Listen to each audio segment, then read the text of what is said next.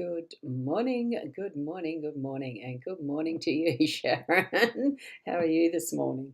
Hope you had a wonderful sleep after a busy evening last night, wasn't it?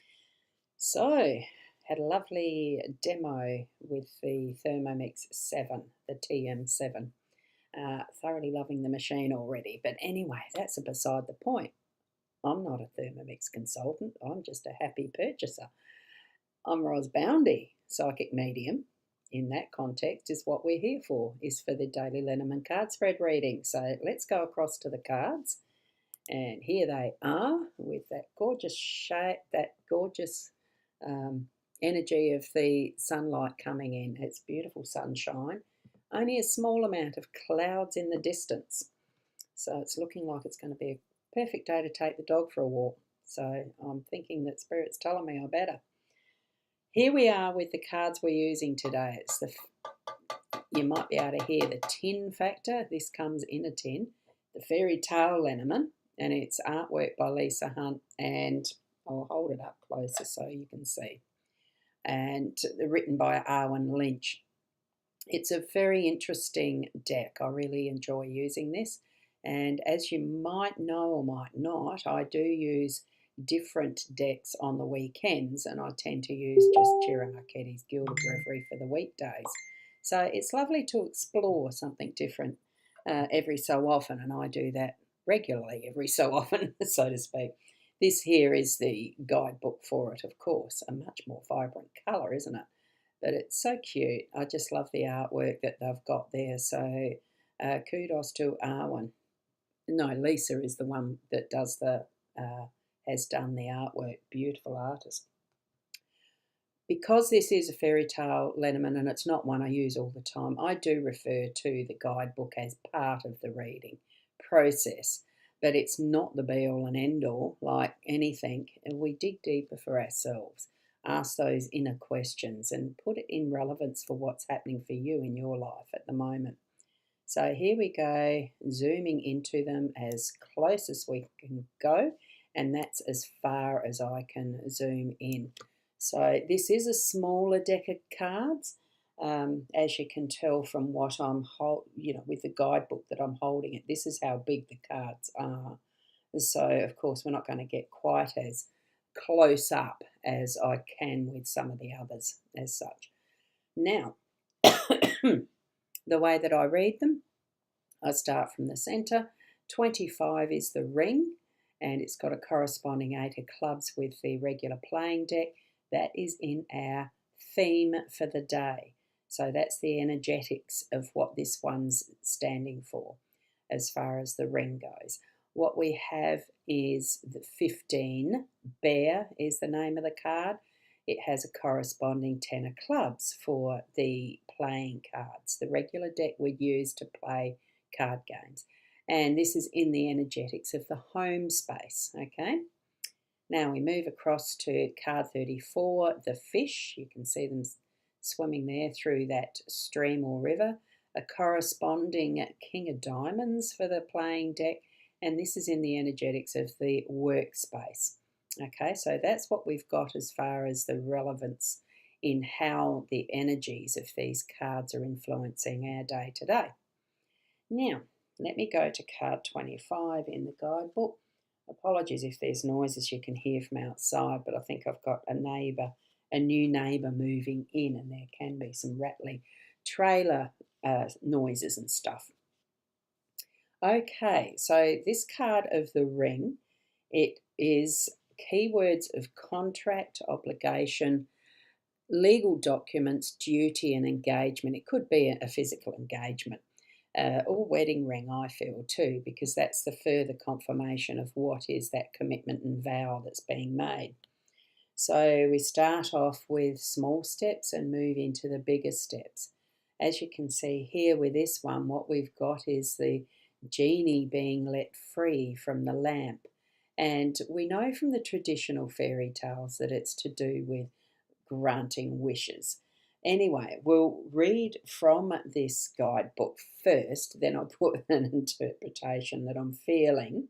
So for the ring, we turn to the tale of Aladdin and the magic lamp. Rather than a romantic icon in the Lenormand system, this card stands for duty, among other things. So here, the princess in Aladdin's tale was forced to marry, her obligation to her country. This marriage is a duty-based event rather than one of the heart. Fortunately for her, Aladdin has contracted with a man he thinks is his uncle but is an evil magician. Aladdin has been given the job of going into a magical cave. He finds the lamp but refuses to give it to the magician who traps him. Aladdin is stuck there until he rubs the lamp. The genie appears, granting Aladdin 3 wishes. With those wishes, he's able to marry the princess, turning the marriage contract into a love match. When the ring turns up, remember your duty and obligations. This can be a warning to pay attention to contracts that you've signed or one about to be signed. So don't sign if there are warning cards nearby, not getting that from this. And if you're smart, you can turn an unpleasant duty into something more meaningful, like Aladdin did. So that's a wonderful fairy tale. I remember reading that when I was very young and loving that surprise of the genie popping out. So I feel it is the origins of the genie in the lamp story, and also other instances as I grew up from that earlier childhood, watching, like reading the story of Aladdin and the cave, Thousand Thieves or something as well, and then watching, wasn't Bewitched, it was I Love Genie, that one, and various others of these types of things. Shazam was a good cartoon at the time, and many instances where the magic happens and we're gifted something like the 3 wishes. We've got here the gift of the ring, the contracts, the commitment and vows. So feel into what you would really wish for, that you would like to have as your commitment moving forward.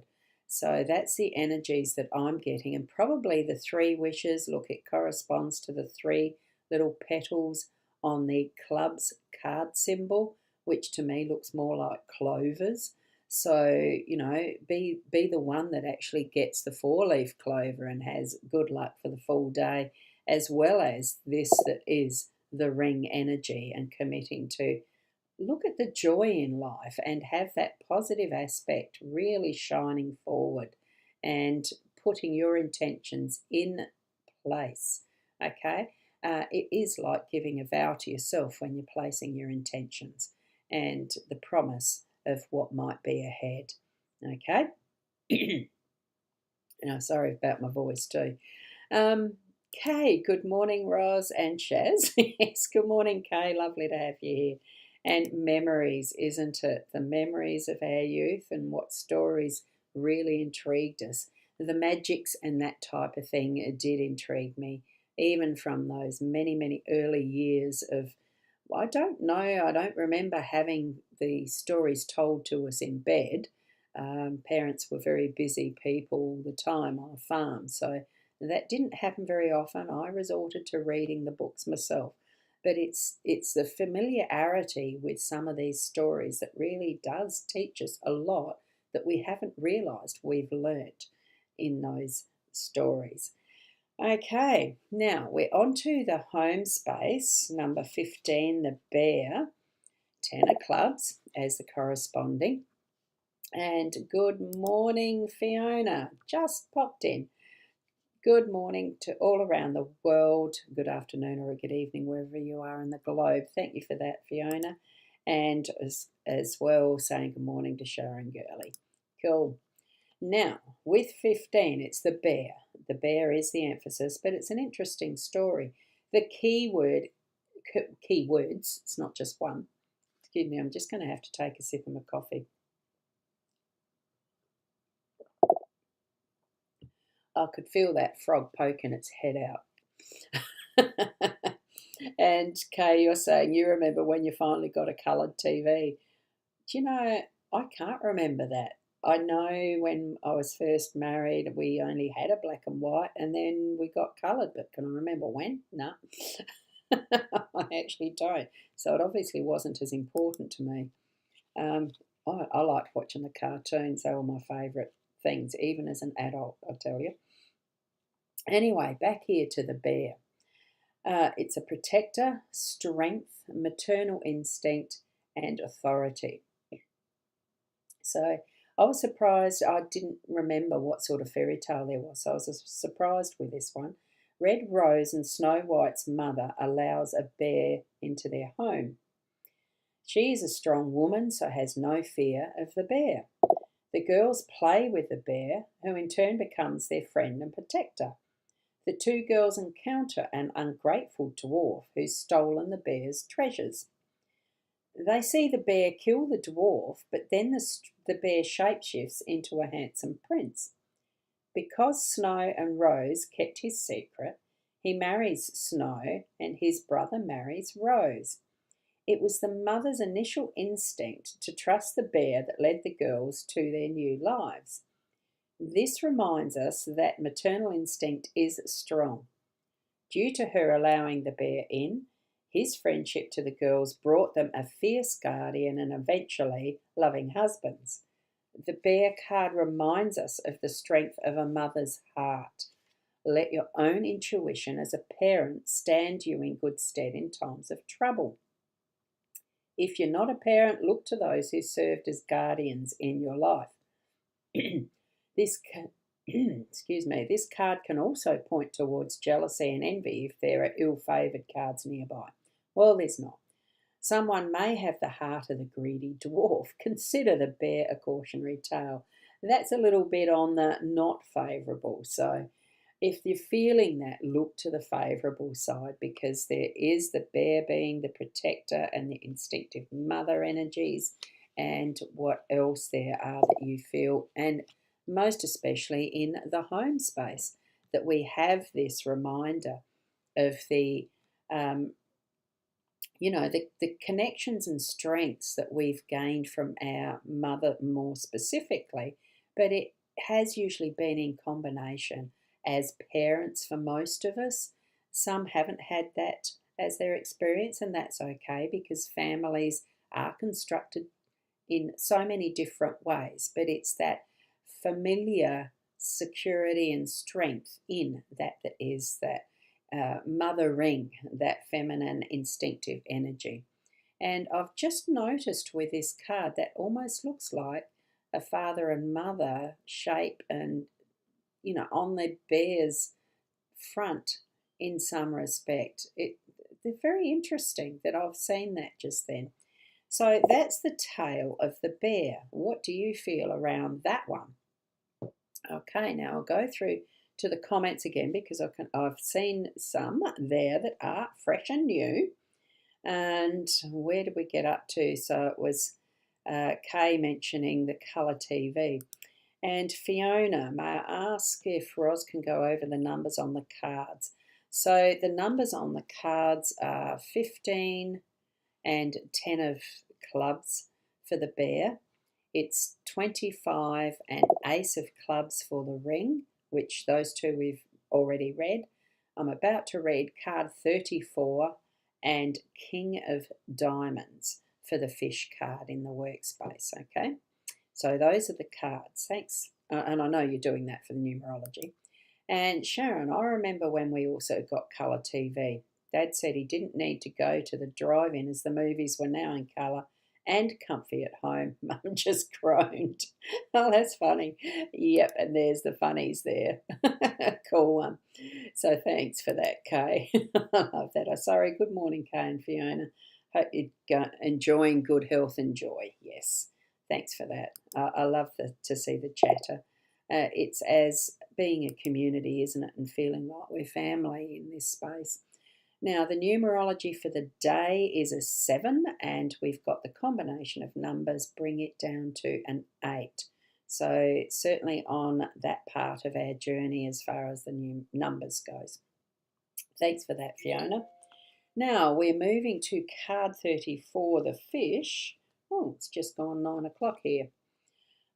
Here we go. I knew I was late, but I was just taking my time, and that's something that I was going to mention earlier too, is the letting go of stress, making the pace of your life fit you, not the other way round, so that you're reducing whatever stresses you have. Take the time to really be within your own energy levels so that you're not pushing things beyond what is your capacity.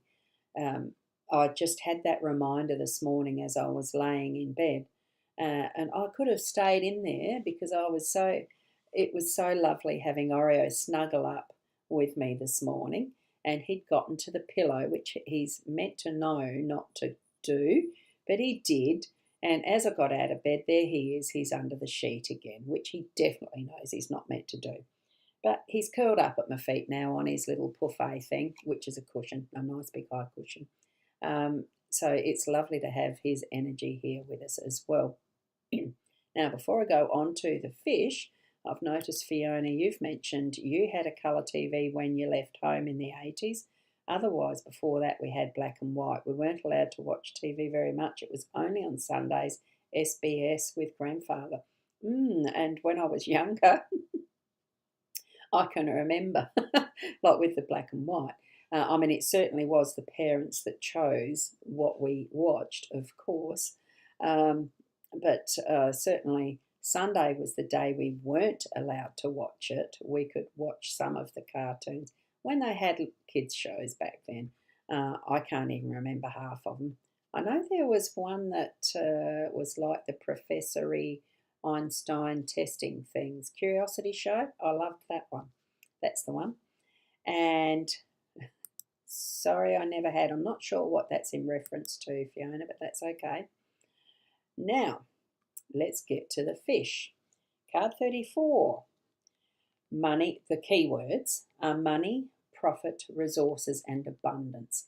I like to use just the abundance with fish because we just don't know sometimes what are our riches. You know, it's not necessarily just money, like that. This is saying money, profit, but it's not just that. So here we have the story of Urashima Taro, the fisher lad, which I'm assuming is this little guy out the back here on some sort of a boat. Anyway, we learn what happens when you don't pay attention to your wealth. So when Urashima Taro saves a tortoise from death, maybe he's riding a tortoise. I'll have to have a closer look at this card. Anyway, when Urashima Taro saves a tortoise from death, the tortoise carries him to Rinjin, the palace of the dragon king of the sea. The tortoise turns into the lovely daughter of the king. She tells him that she is to be his wife. The princess gives him her most precious item but tells him he cannot open the box. Of course, he does open it. In the box was his own youth. Opening it, he ages immediately and dies. So let fish remind, that sounds awful. So let fish remind you to take care of what you already have in abundance. Make sure you are surrounded by favourable cards. I feel we have very favourable cards today. So you may need to attend to your own profit and loss sheet, which is very fortuitous. I'm doing my tax stuff today, continuing on until it's finished. And right, you may need to attend to your own profit and loss sheet if the cards are ill aspected. They're not ill aspected, but I'm still moving ahead with what I need to do for the government. Wealth is coming when fish swim into your spread, and this is in the workspace. Look to where they're flowing to see areas where even more resources might be found and utilised. So it is having an awareness of what we hold even now in our own realm of our world. What do we hold in abundance? What do we hold that is in the monetary resources that we can utilise even more so to gain more if we feel that that's what we're needing to increase, to bring it into good stewardship, to use it for the benefit of others if that needs to be done. You know, there's many who will scoff at those who are rich and the rest, but in many cases they are the big got philanthropists. Had to really concentrate on that pronunciation. So being philanthropic can only happen when we have the money to do so. It's not, there needs to be that level of backing for a lot of things that are done. So money is just that energy flow. Here we've got that energy of the flowing waters bringing us into that cycle of moving and shifting and using the resources that we have in many different ways as we pass by in our river of life. Okay, just saw the little face that's in the stern wave of how what his name is doing. What was his name again? I better flip that open again. I've closed it, so it's Urashima Taro. Urashima Taro is having the ride of his life, isn't he? It's got lovely energy in it, and sometimes we might feel that we don't have enough, but use what you have and it will grow. Put the right intention and the right placement of what you're investing in, that it is in the right place. Trust that your choices and decisions are going to be the right ones to allow that beautiful flow of abundance so that we can continue to create that magic of what the ring is. Promise to ourselves that we're going to be within that energy and trusting those vibes and committing to self as well as others in that cycle of life, I think, the cycle of experiences that we are here to have. Okay, now I'll go back to the comments because there looks like a nice long one there. Where are we up to? Okay. No doubting a mother's instinct, no doubt at all. From the minute they laid my son on me after a surprise early birth, I instantly knew this beautiful new son, Kurt, wasn't going to be here on earth for long. Fast forward and never forgotten this intuition. He passed away at 38 a few months ago. I do remember that for you. My first thought was I knew this day would come. Mother's intuition is undoubtedly so strong. I never told him and now wonder if I did, it would have changed anything. Never doubt your instincts, which is really interesting because that you mentioned this here today, Kay, because a very timely.